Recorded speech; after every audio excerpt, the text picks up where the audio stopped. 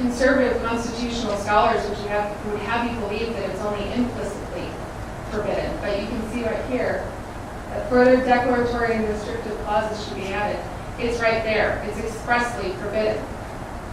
Now, I want to point out to you, it's pretty interesting that preambles often go ignored. One of the things that I learned at the state capitol this year, I was sitting in on one of the House Judiciary Committee meetings, and the House Judiciary is made up primarily of lawyers. And they were educating one of the freshman representatives on how legislation is written. And they said specifically that they do not include a preamble or a purpose statement in their laws. And when asked why, they said, so that lawyers can have greater room for interpreting the law. How dangerous is it that we would allow lawyers to interpret laws without context? That's dangerous. Now, the preamble to the Second Amendment, I bet sounds familiar, and you probably didn't know it was a preamble. A well-regulated militia being necessary to the security of a free state. So we're going to take that one section at a time. A well-regulated militia. Militias existed in America between 1636 and 1903. In 1903, the United States created the National Guard of the United States. Militias were still legal after 1903, and they still exist today. So they're mutually exclusive. And one of the anti-gun arguments is that the Second Amendment only applies to the National Guard. But if that's true, it means two things. One, that our founding fathers were omniscient and could predict the future. And two, that the Second Amendment didn't mean anything for over 100 years. Now, being necessary to the security of a free state. The preamble to the Second Amendment was designed to offer assurance that the key component to ensuring freedom for the people was the right to keep and bear arms.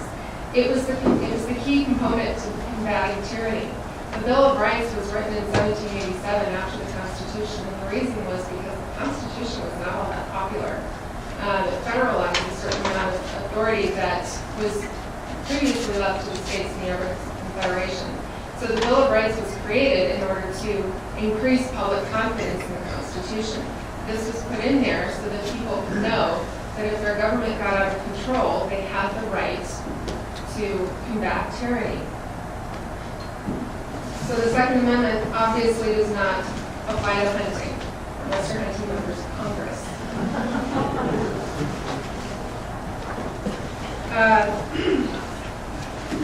Now, the rest of that, the actual enumerated... Is this readable, right?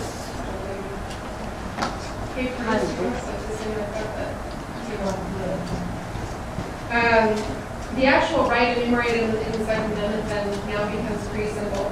The right of the people to keep and bear arms shall not be infringed. So now that we understand the purpose statement, or the purpose of the Second Amendment, the actual right enumerated makes a lot more sense.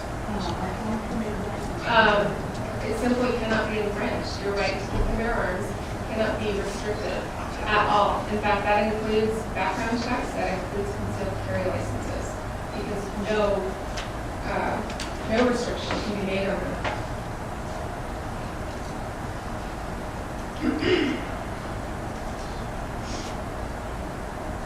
Now, I want to point something out. Pierce Morgan wants us to think that the arms reference in the Second Amendment refers only to muskets, only to weapons of that period. And I have to wonder if he'd allow me to have a cannon.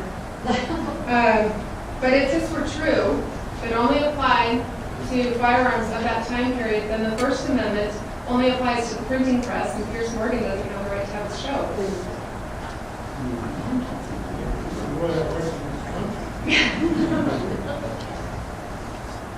So I'm going to bring this home for you. The federal government already controls standards for television and the press, for education, for health care, for war, for economic conditions, for food, for security, and for energy, among many other things. They need control over the internet and over your firearms ownership. The internet is truly the last bastion of freedom, and these bills, CISPA and SOPA and PIPA, they need to be resisted countless times, and they are going to keep coming back. but they are not being passed because of the public resistance against them.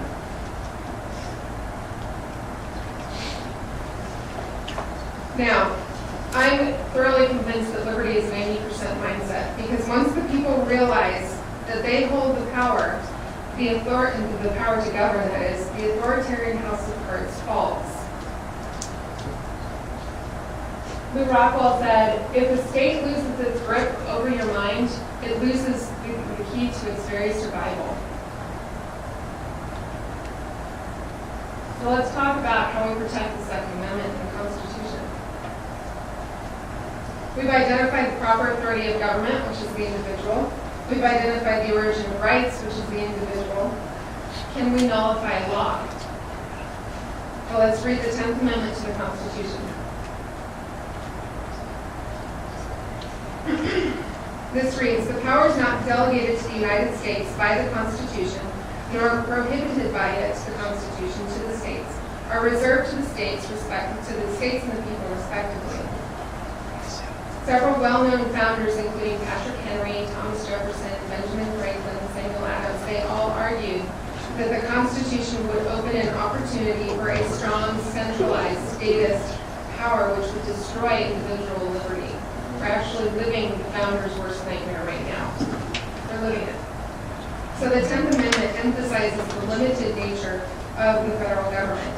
And it re-emphasizes what I pointed out earlier, that the more local the government, the safer your liberty is. Think about it. How many of you have spoken to the president? Good for you.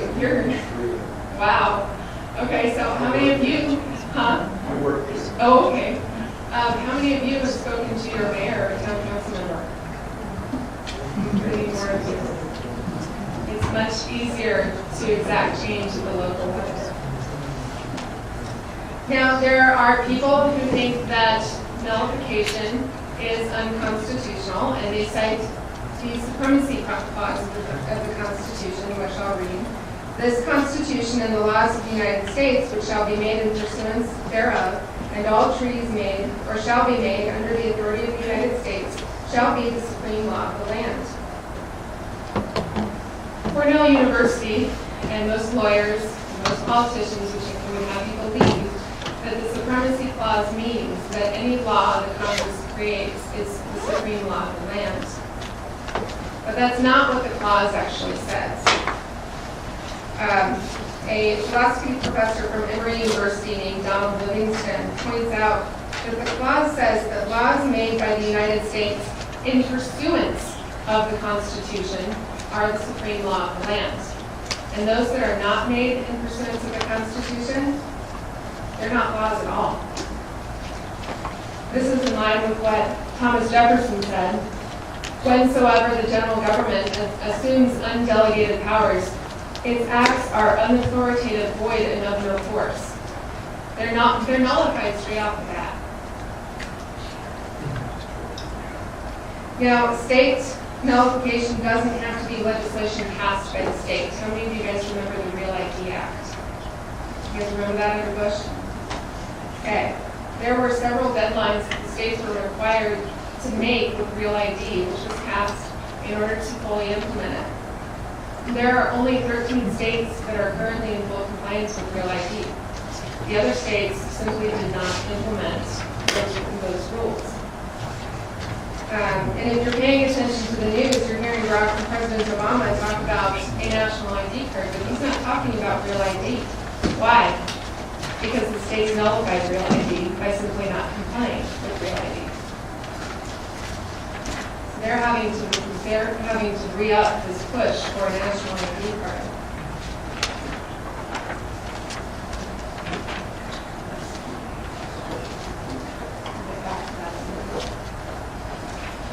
Now, nullification is simply a form of non-compliance. I went a little bit too far. Non-compliance, it's simply just a form of non-compliance. So, and it stops federal government in its tracks. Take the Real ID as an example. Department of Homeland Security oversees this process, but they haven't put any state officials in prison. They haven't gone out to the states. They haven't exerted any sort of force over the states. all they keep doing is pushing back and pushing back and pushing back their deadlines. So this is a very peaceful form of resistance, and it works. And the state isn't the only entity that can nullify. If you go to 10thamendmentcenter.com, you'll see that city councils are nullifying, county commissions are nullifying, and states are nullifying. They're just writing ordinances or legislation saying we're not going to comply with this law. And there was a piece of legislation that was introduced by Representative Nora Espinosa up in the state capitol this year, which died almost immediately. But it was legislation that would have made it a felony for anybody in New Mexico to enforce federal gun control laws. And the fact that this bill was even introduced is huge. It's no surprise that it got shot down. Ironically, it was shot down for being unconstitutional. But that's a huge step. The fact that there are people in our own state legislature that recognize that we can nullify, that we can exercise the 10th Amendment is huge.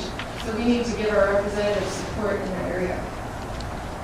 Now, the last thing that I want to talk about is the UN's Firearms Trade Treaty. And Bob Steiner asked me to talk about this. This was from an email that's being circulated around. And it reads, over the weekend, we came 4 votes away from the United States Senate giving our constitutional rights over to the United Nations. In a 53-46 vote, the Senate narrowly passed a measure that will stop the United States from entering into the United Nations Arms Treaty.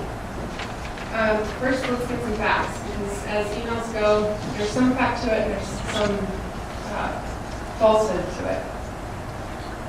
First of all, there was an amendment which was attached to the fiscal year 2014 Senate budget resolution.